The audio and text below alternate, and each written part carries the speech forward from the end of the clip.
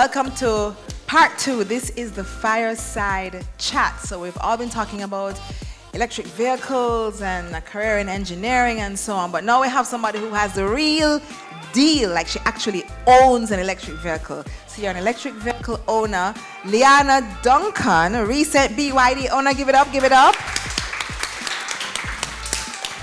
So Leanna, welcome, welcome. It's great to have you. Why did you go electric? Thank you so much for having me. Good morning, everybody. Morning. Okay, so the main reason I went electric is because I did not want to buy gas. It is the truth. I live in St. Thomas, so on average, you'd spend about quarter tank of gas round trip every day. And that's looking at $2,000, $3,000, depending on if I'm going to be doing any errands on the road. And the monthly is about $60,000. Yeah. On gas alone. On gas alone. Yep. Yeah. So, as you may have discussed before, EVs cost a lot less rather, to charge and to have them active on the road, basically. So, for my car, I typically charge it twice a week now, and I don't allow it to go below 25%. So from 25 upward, it can be from 3,000 up to 4,000 little bit. You can say that I'm spending probably $4,000 a week, so that's less than $20,000. Wow. A month. In comparison to 60 Coming down something. from $60,000 to $20,000. That's a huge saving. That's a big sell right there. Key factors. Clearly the cost of electricity for the car is like, so people will say things like, but it got run up your light bill.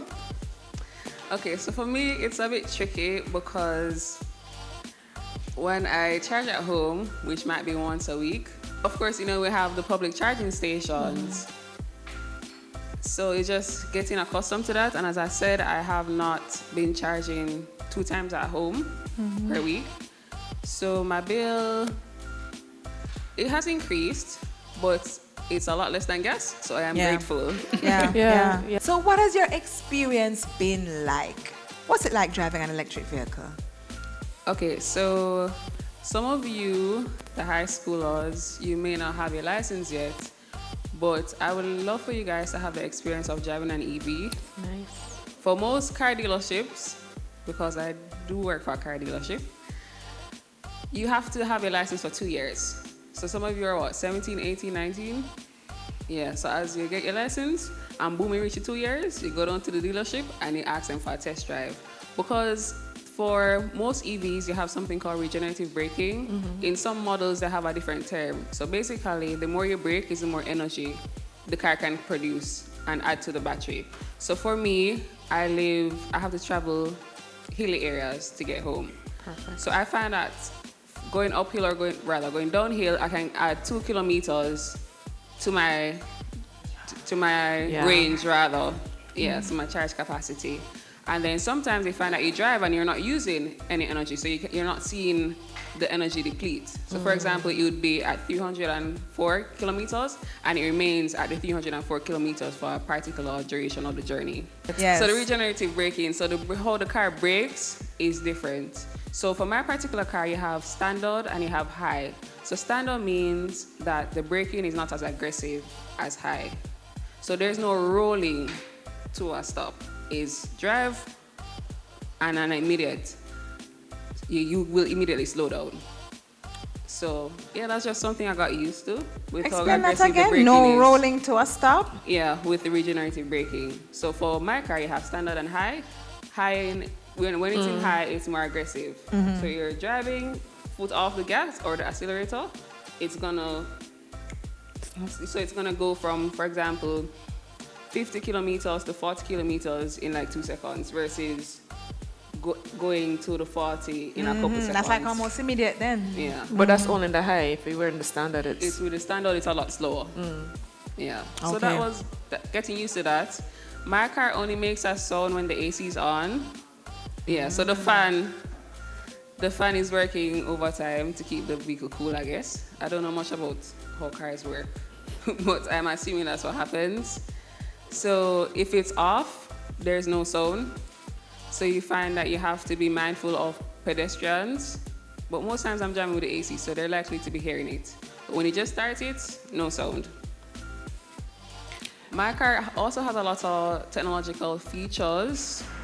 So example, especially with a pedestrian, I was down in Crossroads and there was a truck that needed to go into a particular business place. So I looked to use my mirrors. Nobody's near me, no vehicle, no person, nothing. Put the car in reverse, again, checking. Started reversing, I felt a jerk. So me frightened now, come and I said, what is? When I looked in the mirrors, nothing. When I checked my reverse camera, there was a pedestrian immediately behind my car. Wow. So it seemed as if the vehicle picked up the motion and stopped me before it could possibly have a collision. So yeah, I like it. The vehicle it's very stopped fancy. you? Okay. Nice technology there. Yeah. And it has 360 cameras. I know you high schoolers might not know much about that, but it just means that there are sensors all over the cars and cameras all over the cars, so you're more aware of your surroundings. There's blind spots. Nice. So, what are your challenges with driving the EV?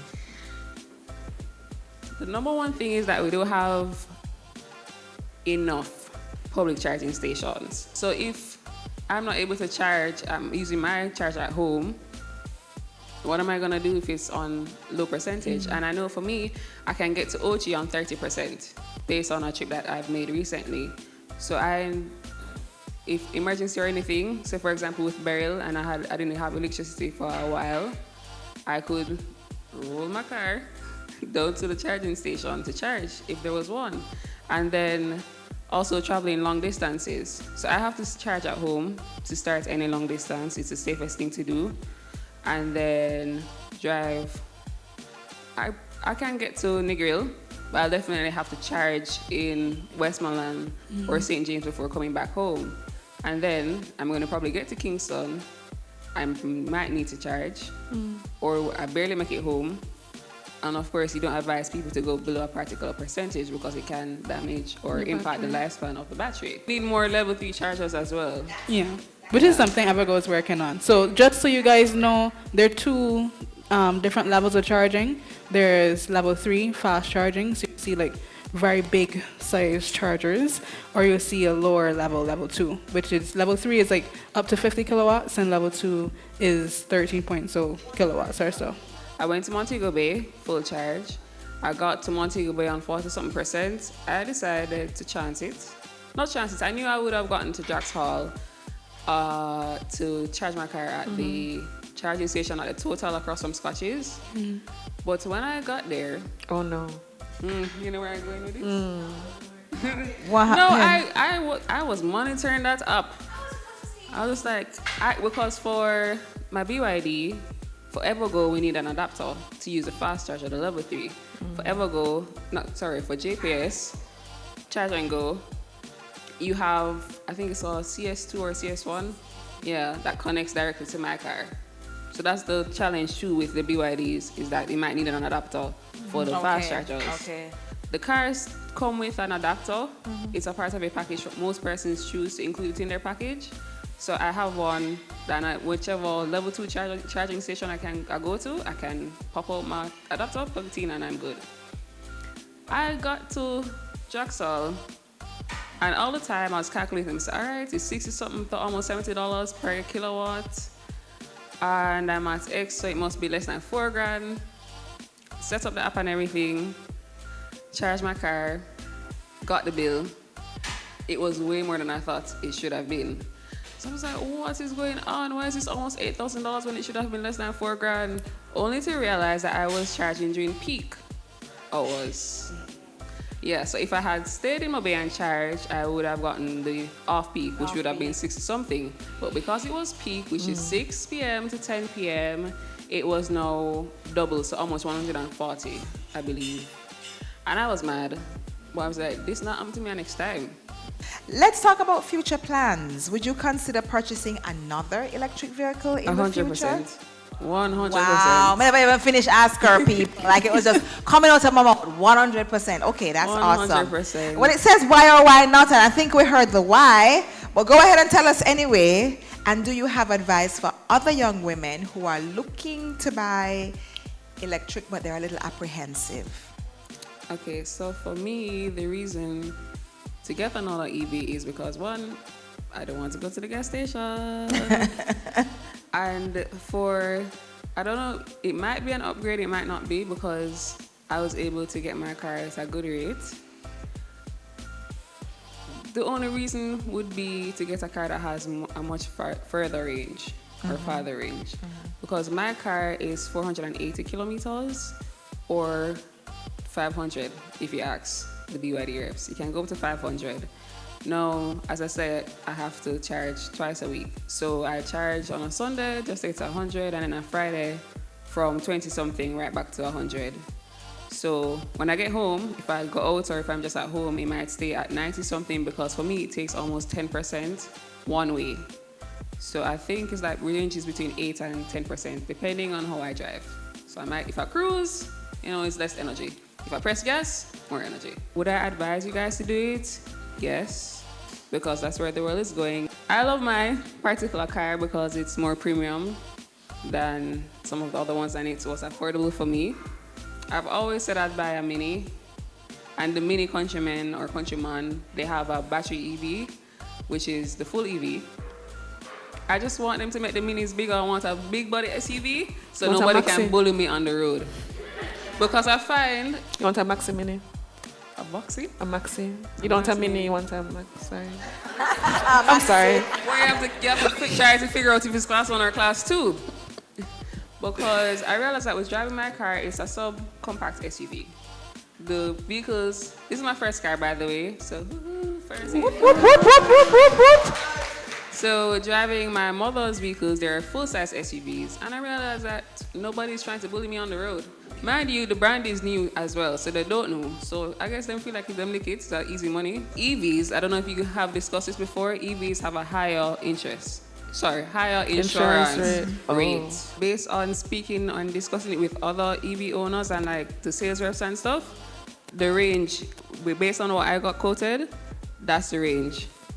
Yeah, so I don't want to say it because people are going to be in my business, but yeah, they tend to be higher than. So while I'm a new car owner, I've had my license for a couple years and I've been driving. So that is also one of the reasons it wasn't as high as a person with a fresh license. Yeah. So I'm going to get my money up eventually and can buy my big body SUV, that's an EV, and run with it.